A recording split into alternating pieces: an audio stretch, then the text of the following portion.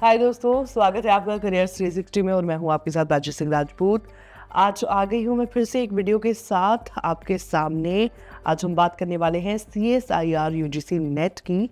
तो जो NTA है उसने CSIR UGC नेट के लिए रजिस्ट्रेशन की जो विंडो है वो लाइव कर दी है। रजिस्ट्रेशन का प्रोसेस क्या है, लास्ट फी की जो डेट है वो क्या है, एग्जाम डेट क्या है, प्रोसेस क्या है, इस वीडियो में आज हम ये सब बात करने वाले हैं। तो चलिए देर न करते हुए शुरू करते हैं। तो सबसे पहले जान लेते हैं जो वेबसाइट क्या है। वेबसाइट जो है वो आपकी csirnet.nta.ac.in जो है वो आपकी वेबसाइट है। इसको आप क्लिक करेंगे, क्लिक करने के बाद आपको पेज दिख जाएगा। आप देख सकते हैं कि टिकर भी चला हुआ है कि रजिस्ट्रेशन जो विंडो है भाई वो ओपन हो चुकी है। आप जाके रजिस्ट्रेशन कर सकते हैं। रजिस्ट्रेशन के लिए आप यहाँ पर लेटेस्ट न्यूज़ के बगल में आपको यहाँ पर दिया हुआ है कि अगर आपको रजिस्ट्रेशन करना है, रजिस्टर करना है खुद को, तो यहाँ पर क्लिक करें और लॉगिन करना है। यानी कि अगर आप ऑलरेडी रजिस्टर कर चुके हैं अपने आप को तो यहाँ पर लॉगिन आईडी के माध्यम से कर सकते हैं। लेकिन रजिस्ट्रेशन का जो पार्ट है वो मैं आपको अभी थोड़ी देर में बताऊँगी। उससे पहले जो भी पब्लिक नोटिस है CSIR UGC नेट एग्जामिनेशन को लेकर वो यहाँ पर आपको दिखेगा। इसको एक बार देख लेते हैं, इसमें डेट्स वगैरह इंपॉर्टेंट क्या है। तो इसको आपको क्लिक करना है और आप देख सकते हैं कि ये PDF फॉर्म में है और डाउनलोड हो रहा है। तो आपको जो भी इम्पॉर्टेंट इंफॉर्मेशन है वो डाउनलोड कर लेनी है। उसके बाद जो PDF फॉर्म है वो आपको दिखने वाला है। PDF फॉर्म आपको दिखेगा। आपको जो PDF है वो कुछ इस तरीके से दिखने वाली है, जिसमें आप देख सकते हैं कि नेशनल टेस्टिंग एजेंसी बड़े बड़े अक्षरों में लिखा हुआ है। यानी कि जो एग्ज़ाम है वो नेशनल टेस्टिंग एजेंसी जो है वो कंडक्ट करा रही है। आप देख सकते हैं कि पब्लिक नोटिस ये 9 दिसंबर का है और पब्लिक नोटिस में क्या क्या है तो यहाँ पर दिया हुआ है कि जो NTA है वो कंडक्ट करा रही है ये एग्ज़ाम, और शेड्यूल जो है वो यहाँ पर दिया हुआ है।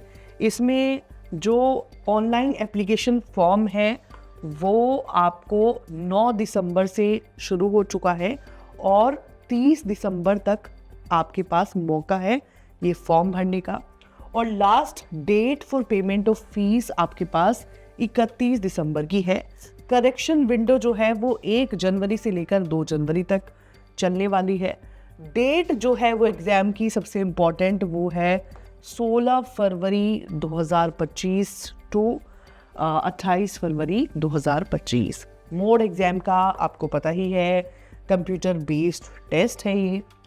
ड्यूरेशन एग्ज़ाम की होने वाली है 180 मिनट्स, यानी कि 3 घंटे आपके पास हैं। पैटर्न एग्ज़ाम का जो है वो ऑब्जेक्टिव टाइप रहेगा विद MCQ। मीडियम जो है वो पेपर का वो बाइलिंगुअल रहेगा, इंग्लिश और हिंदी में होगा। टोटल टेस्ट पेपर्स जो हैं उसमें chemical sciences, earth, atmospheric, oceans and planetary sciences, life sciences और मैथमेटिकल साइंसेज होगा और फिजिकल साइंसेज होगा। इसके बाद जो वेबसाइट दी हुई है आप देख सकते हैं कि शुरू में ही हमने बताया था आपको जो वेबसाइट है, या तो आप csirnet.nta.ac.in के थ्रू जा सकते हैं या फिर www.nta.ac.in के थ्रू आप जा सकते हैं। इसके अलावा यहाँ पर दी हुई है कि जो भी डिटेल है, कोर्स कोड है, एलिजिबिलिटी क्राइटेरिया जो है, पैटर्न वगैरह है, वो सारी जो इन्फॉर्मेशन है वो आपको वेबसाइट पर मिल जाएगी। इसके अलावा यहाँ पर दिया हुआ है कि जो भी अप्लाई करना चाहते हैं उनके लिए भी आपको, जैसे कि मैंने पहले बताया कि वो वेबसाइट का लिंक दिया हुआ है। इसके बाद यहाँ पर दिया हुआ है कि सिर्फ एक कैंडिडेट जो है वो एक ही फॉर्म भर सकता है। इसमें कोई भी सर्कमस्टेंसेस हो, कुछ भी हो, एक कैंडिडेट जो है वो एक से ज़्यादा फॉर्म नहीं भर सकता है। इसके लिए NTA बहुत स्ट्रिक्ट है।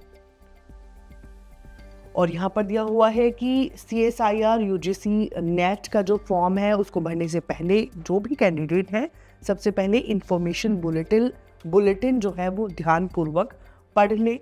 उसके बाद में जो भी अपनी फ़ीस है वो ऑनलाइन क्रेडिट कार्ड, जो भी आप मीडियम यूज़ करते हैं उसके थ्रू आप भर सकते हैं।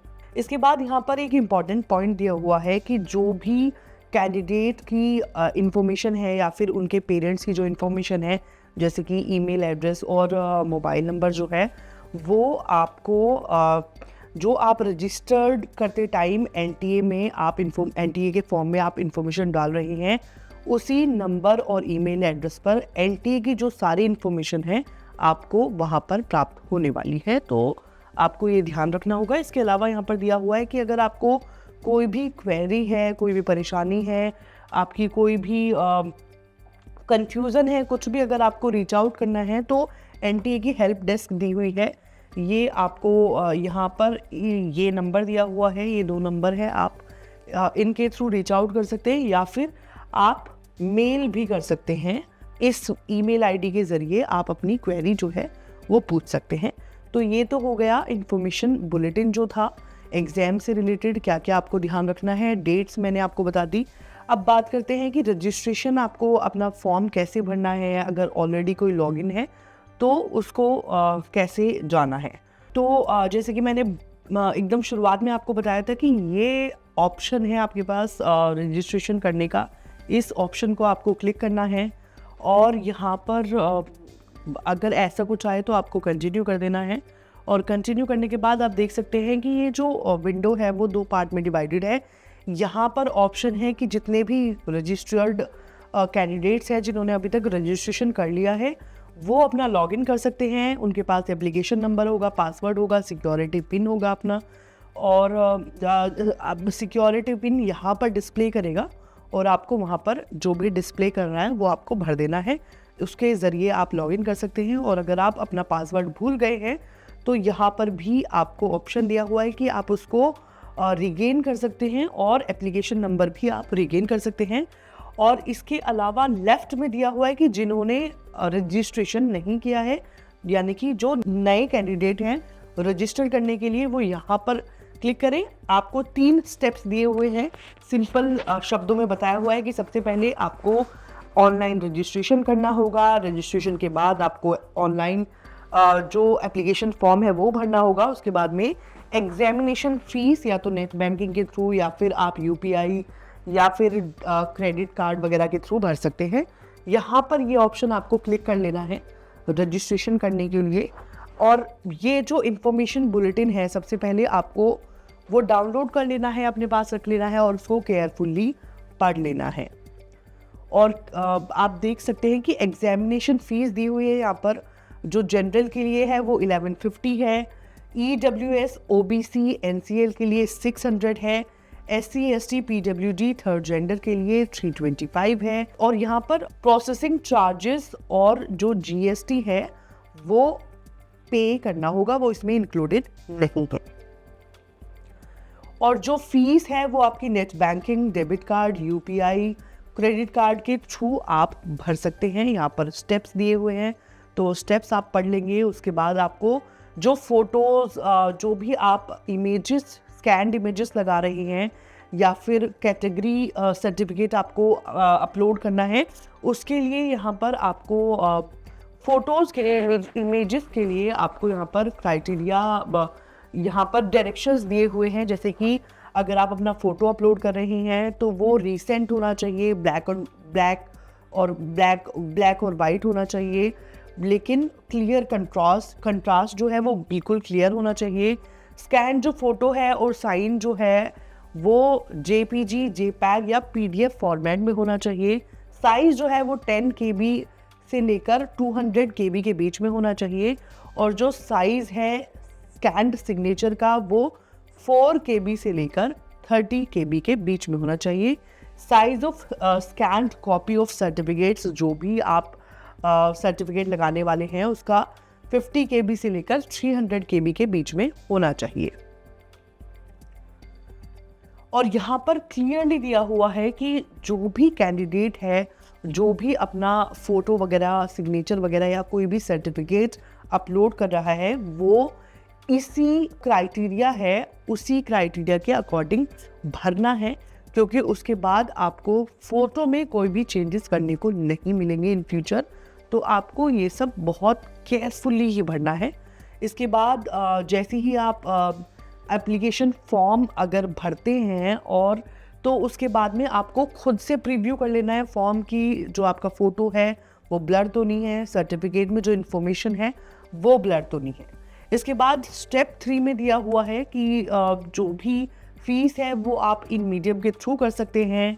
और इसके बाद आप ये इन्फॉर्मेशन आपको पढ़ लेनी है। इसके बाद पासवर्ड की पॉलिसी दी हुई है। जो पासवर्ड है वो 8 से 13 कैरेक्टर लॉन्ग होना चाहिए, एटलीस्ट 1 अपर केस होना चाहिए, 1 लोअर केस होना चाहिए, 1 न्यूमेरिक वैल्यू होनी चाहिए और पासवर्ड में कोई भी इनमें से स्पेशल कैरेक्टर होना चाहिए।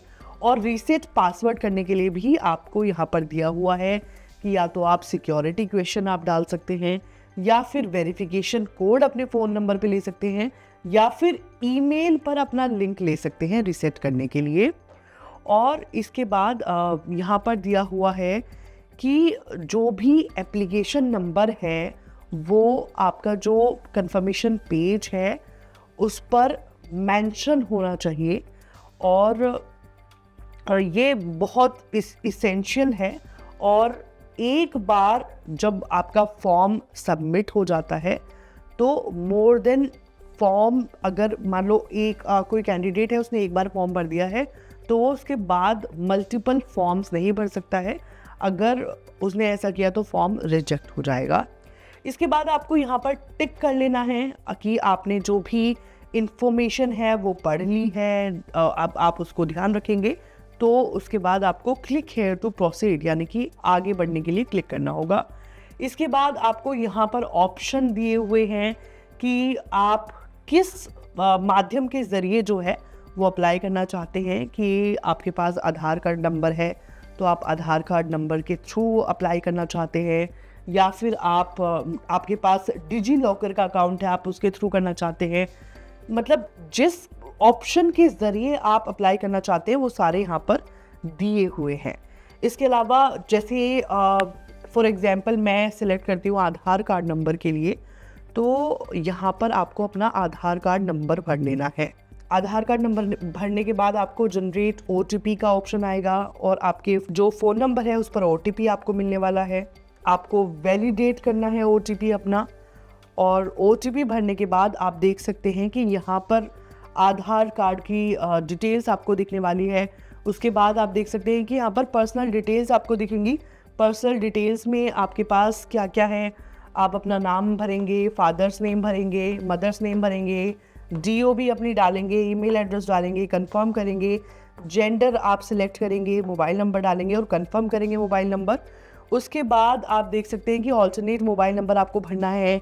आइडेंटिटी टाइप आप भर सकते हैं कि कौन सा आप आइडेंटिटी टाइप जो है वो सिलेक्ट करना चाहते हैं। नंबर जो है वो आपको भरना होगा। प्रेजेंट एड्रेस आपको भरना होगा, मतलब जो आपका एड्रेस की इन्फॉर्मेशन है वो ऊपर के 3 ऑप्शन में आपकी पूरी फिल हो जाए। कंट्री सिलेक्ट करनी है, स्टेट, डिस्ट्रिक्ट, पिन कोड आपको डालना है। परमानेंट एड्रेस आपको सिलेक्ट करना है। अगर आपका जो परमानेंट एड्रेस है वो प्रेजेंट एड्रेस दोनों सेम है तो आप इस ऑप्शन को क्लिक कर सकते हैं, तो फिर आपको ये इन्फॉर्मेशन भरने की ज़रूरत नहीं है। अगर अलग अलग हैं तो आपको ये भरना होगा। इसके बाद आप अपना पासवर्ड चूज़ कर सकते हैं। इसके बाद अपना जो सिक्योरिटी पिन है वो आपको भर लेना होगा। तो अभी फॉर एग्जांपल मैं कोई भी जो रैंडम इन्फॉर्मेशन है वो डाल रही हूँ यहाँ पे। ये सारी इन्फॉर्मेशन आपको भर लेनी है। इसके बाद आपको ऑप्शन मिलेगा अपनी email ID, phone number, verify phone number करने का, तो ये सब आपको प्रोसेस कर लेना है। उसके बाद आपको फ़ी भरने का ऑप्शन मिलेगा, आप उसको केयरफुली होकर फ़ी भरेंगे। फ़ी भरने से पहले आपको जो स्कैन्ड कॉपी है वो लगानी होगी। तो ये सब प्रोसेस करने के बाद लास्ट में आपका फ़ी भरने का ऑप्शन आएगा। फ़ी आप भर देंगे, उसके बाद में जो आपका जो फॉर्म है वो सबमिट हो जाएगा। वहाँ से जो एप्लीकेशन नंबर है उसको आपको केयरफुली अपने पास रख लेना है, क्योंकि आपको दोबारा लॉगिन करने के लिए एप्लीकेशन नंबर और अपना पासवर्ड जो है वो बेहद ध्यान रखना बहुत ज़रूरी होने वाला है। तो आई होप जो इन्फॉर्मेशन मैंने आपको बताई है वो आपके लिए फ्यूचर में काम आने वाली है। और भी ऐसी वीडियोस देखने के लिए आप देखते रहिए करियर्स 360।